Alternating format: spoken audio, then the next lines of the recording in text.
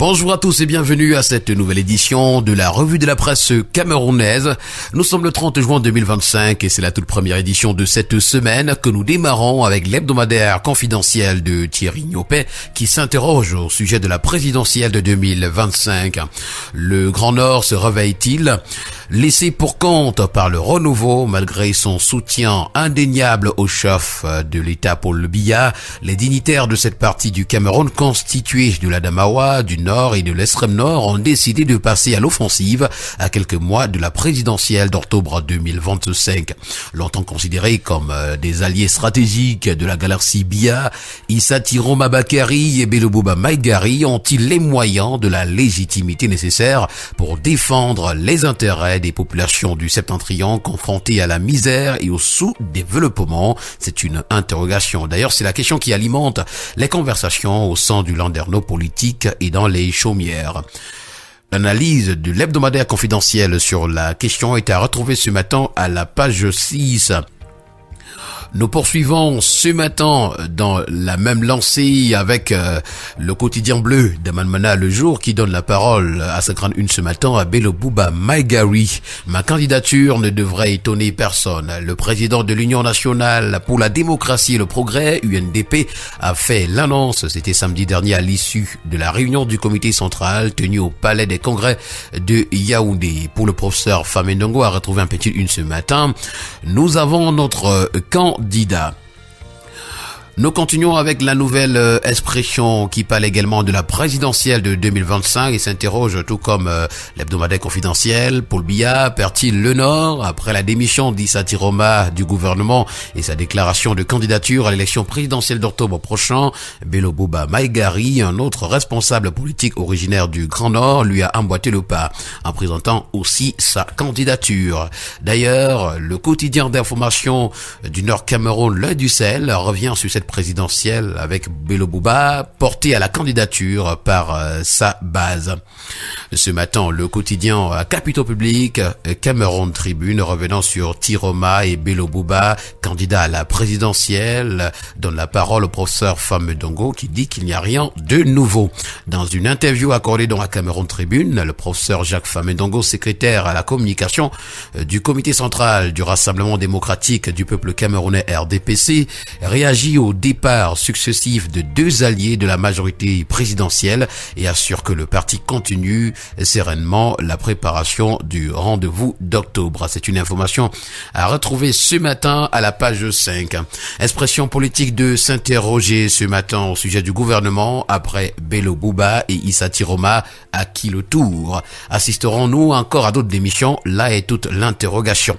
Le quotidien Vert Émergence également dans la mouvance de la présidentielle de 2025 en titrant Bello Bouba rompt l'alliance avec Paul Biya. En petite une, Maurice Kamto à l'UNDP, un plaidoyer pour la construction collective est à retrouver. Gesta, lors du 7e congrès de l'UNDP, le président du MRC a appelé à un projet national inclusif. Toutes ces informations ainsi que bien d'autres, vous les aurez ce matin en parcourant les colonnes du quotidien Vert Émergence. La tribune des communautés, le journal Intégration, pour sa part, revenant également sur la présidentielle de 2025 au Cameroun, nous fait savoir que le Septentrion se charge du couvert. Deux poids lourds du marigot politique national se lancent dans la course à la magistrature suprême, ébranlant l'équilibre politique du régime Biya. Le sérail est sous pression, les cartes sont redistribuées telles que nous le renseigne ce matin le journal. Nous allons continuer la revue de la presse de ce matin avec le quotidien Mutation qui dit qu'on rebat les cartes s'agissant de cette présidentielle de 2025 également. Il s'agit pour le journal de revenir sur les candidatures de Bello Bouba Maïgari et de Issa Tiroma Bakary qui redessinent donc les rapports de force et rendent l'issue et l'après-scrutin incertain. L'analyse d'un politologue est à retrouver ce matin à la page 7 du journal. Nous allons parler de toute autre chose à présent ce matin. C'est avec le bi-hebdomadaire L'Équation qui s'intéresse à la journée mondiale de l'habitat et nous fait savoir que Bafoussam est au centre des grandes orientations de développement. C'est l'information donc à retrouver. Nous poursuivons ce matin avec Le quotidien Le Citoyen qui parle de la gendarmerie. Cette gendarmerie-là a mis fin à un réseau de stupéfiants. Ce sont donc les éléments de la Légion de gendarmerie du centre qui ont mené une opération de contrôle de zone à Tinga, Elobi, Yaoundé, saisissant des quantités importantes de drogue et 61 motocyclettes volées. 175 personnes ont été interpellées dans cette affaire. C'est à retrouver ce matin à la page 4. Le bi-hebdomadaire L'Indépendant, pour sa part, s'intéressant au projet routier EDEA Kribi, nous présente les portraits de ceux qui sont qualifiés de fossoyeurs. Avec le bi-hebdomadaire L'Activateur, on parle d'import-substitution. Le cap est mis sur l'autonomie alimentaire. Et c'est d'ailleurs sous la houlette du ministre du Commerce, Luc Magloire-Baga Tangana, que le gouvernement engage résolument les acteurs de la filière meunière et boulangère dans une politique d'incorporation des farines locales, notamment celle du manioc, dans la fabrication du pain. Le quotidien d'information républicaine, le drapeau ce matin nous amène à Batouri, où la fin de l'anarchie minière a été sifflée. Le ministère des Mines a interdit donc l'exploitation semi-mécanisée sur le site minier de Batouri, ciblant les entreprises installées illégalement comme Deconca et Wang.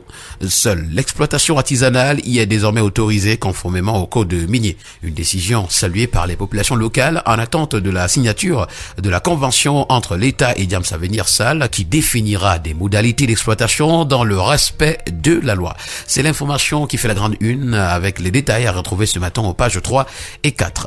Le premier quotidien économique de la zone CEMAC, ça c'est le journal L'économie, s'intéresse à Afreximbank. Les chantiers qui attendent Georges Elambi nous sont présentés ce matin. Il a été élu président et président du conseil d'administration de la Banque africaine d'import-export. C'était le 28 juin 2025 à Abuja au Nigeria pour un mandat de 5 ans. Il prendra officiellement fonction au mois de septembre prochain. Le Zénith ce matin, s'agissant de l'état piteux des routes dans l'arrondissement de Bokito, nous fait savoir que les populations expriment leur ras-le-bol. C'est à retrouver ce matin à la page 3. Avec le tri-hebdomadaire La Météo, on parle de l'implémentation des nouveaux codes miniers. C'est le MINMIT qui élabore les procédures pour l'obtention des titres miniers. C'est à retrouver ce matin aux pages 8, 9, 10 et 11. Et voilà qui a permis de mettre un terme ce matin à cette autre sortie de la revue de la presse camerounaise. Merci à vous, mesdames et messieurs, d'avoir été des nôtres ce matin. Au plaisir de vous retrouver très prochainement pour une autre édition. Agréable journée à tous.